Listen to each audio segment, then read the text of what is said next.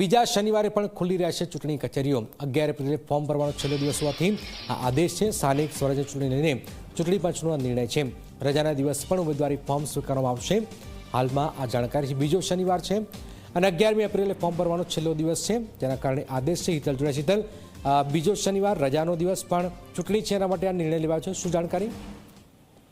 જી ચોક્કસજનક એવું કહી શકાય કે 11મી એપ્રિલે સ્થાનિક સ્વરાજ્યની ચૂંટણીમાં ફોર્મ ભરવાનો છેલ્લો દિવસ છે અને જોગાનું જોગ એ દિવસે બીજો શનિવાર આવે છે। સામાન્ય રીતે જોવા જઈએ તો બીજા શનિવારે સચિવાલયથી માંડીને સરકારી કચેરીઓ બંધ રહેતી હોય છે, પણ ક્યાંક ને ક્યાંક એટલા જ માટે સ્પષ્ટતા કરીને ચૂંટણી પંચે સ્પષ્ટ આદેશ કર્યો છે કે બીજા શનિવારે ચૂંટણીને લગતી કામગીરી કરતી તમામ કચેરીઓને ચાલુ રાખવામાં આવશે।